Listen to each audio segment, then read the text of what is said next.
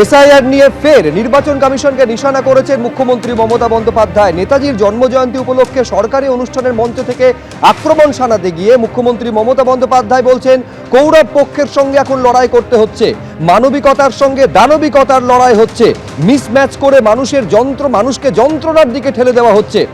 কি বলেছেন মমতা বন্দ্যোপাধ্যায় দেখব। আজকে আমাদের লড়াই করতে হচ্ছে কৌরব পক্ষের সাথে, মানবতাকে লড়াই করতে হচ্ছে অমানবিকতার সাথে। মানবিকতা বনাম দানবিকতার লড়াই হয়ে গেছে। কিসের জন্য মিসম্যাচ আর মিসম্যাপ? তুমি বাংলা জানো না, বড়াই করছো, বাংলা ভাষাকে অসম্মান করে মিসম্যাচ আর মিসম্যাপ করে মানুষকে যন্ত্রণায় ফেলছো। এই যন্ত্রণা আগামী দিন তোমাদেরও ভুগতে হবে, জেনে রেখো। অন্যায় কখনো কাউকে ক্ষমা করে না, অন্যায়কে ক্ষমা করতে নেই।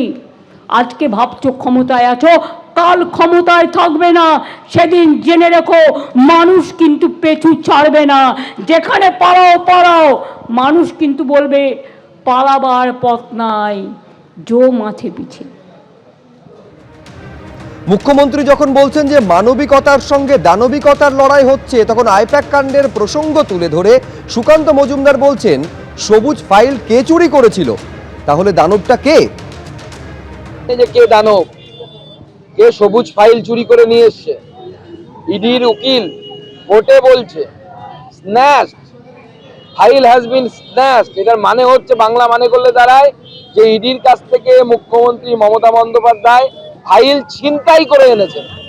প্রথম পশ্চিমবঙ্গবাসী আমরা পাচ্ছি এমন মুখ্যমন্ত্রী যিনি ছিনতাইবাজ মুখ্যমন্ত্রী। এর আগে আমরা মুখ্যমন্ত্রীর বিরুদ্ধে চোর, নানা রকম অপবাদ শুনেছি, কিন্তু ছিনতাইবাজ মুখ্যমন্ত্রী এর আগে ভারতবর্ষের কোনো মুখ্যমন্ত্রী পায়নি। ভারতবর্ষের কোনো রাজ্যের মুখ্যমন্ত্রীর বিরুদ্ধে এই অভিযোগ আসেনি। প্রথম আমরা দেখলাম অন ক্যামেরা ছিনতাইবাজ মুখ্যমন্ত্রী। নির্বাচন কমিশনের বিরুদ্ধে সর্বোচ্চ আদালতে দ্বারস্থ হতে পারেন কি বিরোধী দলনেতা? এই সম্ভাবনা তিনি নিজে তুলে ধরেছেন। তিনি বলছেন যে সংবিধান নির্বাচন কমিশনকে অসীম ক্ষমতা দিয়ে রেখেছে, তারপরেও নির্বাচন কমিশন কেন সফট লাইন নিচ্ছে? শুধু চিঠি চালাচালি করলে হবে না, অ্যাকশন চাই। কি বলেছেন বিরোধী দলনেতা দেখুন। ইলেকশন কমিশনকে তো আর্টিকেল 3 to 4-এ বাবা সাহেব আম্বেদকর পুরো পাওয়ার দিয়ে গেছে। ইলেকশন কমিশনও কেন এত সফট লাইন নিচ্ছে? চিঠিতে কিছু হবে না, অ্যাকশন নিন, অ্যাকশন নিন, নইলে আমরা ভোটাররা এবারে সুপ্রিম কোর্টে যাব।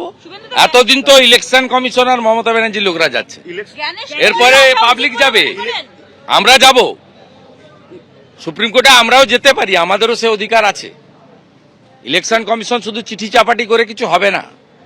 আপনাদের বাবা সাহেব আম্বেদকর সংবিধানে আর্টিকেল 3 to 4 থেকে 3 to 9 আপনাদের সব পাওয়ার দিয়ে গেছে, সমস্ত ক্ষমতা দিয়ে গেছে।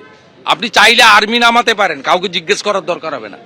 আপনারা সেটা শুধু চিঠিপত্রে সীমাবদ্ধ রেখেছেন। Bengal people wants action, we don't want ভাষণ।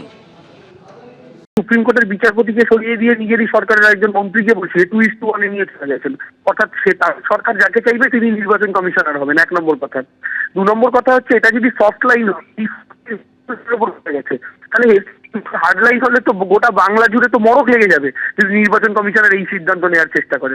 এই লজিক্যাল ডিসক্রিপেন্সির নামে বাংলার যে সাধারণ মানুষকে ডেকে পাঠানো হচ্ছে, তার মূল কথা হচ্ছে যে 7 জন সন্তান 1 জন বাবার নাম মেনশন করছে। কিন্তু সবাই জানি ভারতবর্ষের মধ্যে ফার্টিলিটি রেটে 1 নম্বরে হচ্ছে বিহার। সেই বিহারে আজকের জেনারেশনের মধ্যেও 8-10 জন সন্তানের 1 জন বাবা দেখা যায়।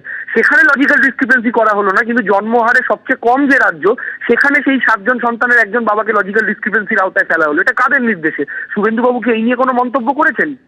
তৃণমূল কংগ্রেস সুপ্রিম কোর্টে গিয়ে যে লড়াইটা দিয়েছে, তাতে সেই পলিটিক্যাল কন্ট্রোল তাদের কোথাও লুজ হচ্ছে, সেই ভয় থেকেই উল্টানো আরশোলার মতো ছটফট করছেন।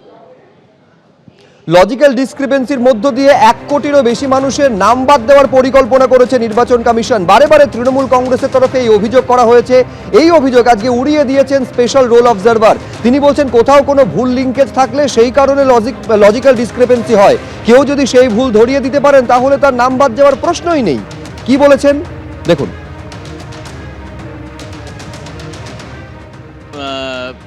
জেলায় জেলায় ঘুরে সাধারণ যারা লাইনে দাঁড়িয়ে আছেন এরকম ব্যক্তির সাথে কথা বলে দেখেছি অনেক ক্ষেত্রেই যেটা হয়েছে যে সে ব্যক্তি বলছেন যে হ্যাঁ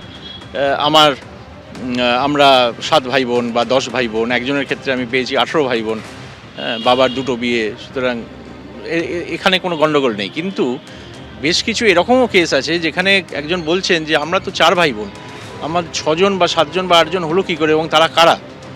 এখন এটার মানে হচ্ছে যে কোথাও না কোথাও একটি লিঙ্কেজ করা হয়েছে যেটা ভুলভাবে করা হয়েছে। এরকম কত লিঙ্কেজ আছে? এই যে ইলেকশন কমিশন যে তথ্য দিয়েছে তার উপর ভিত্তি করে বলা যায় 23 লক্ষর ওপর। মুখ্যমন্ত্রী বলছেন যে 2 কোটিরও বেশি মানুষের নাম বাদ যাবে, কি বলবেন?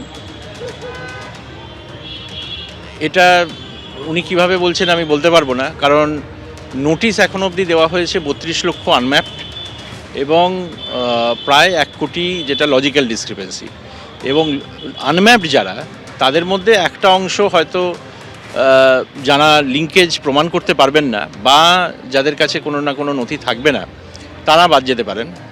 কিন্তু লজিক্যাল ডিসক্রিপেন্সির কেসে যদি কোনো ব্যক্তি ওই ভুলটা মানে ধরিয়ে দিতে পারেন বা ভুলটা কেন হয়েছে সেটা দেখিয়ে দিতে পারেন শুনানিতে কাগজ দিয়ে, সেক্ষেত্রে তাদের নাম বাদ যাওয়ার কিছু নেই। সুতরাং যেহেতু 1 কোটি আর 32 লক্ষ এই হচ্ছে টোটাল, তাহলে অঙ্কের হিসেবে কিছুতেই এটা এই সংখ্যার বেশি তো হতেই পারে না কখনো।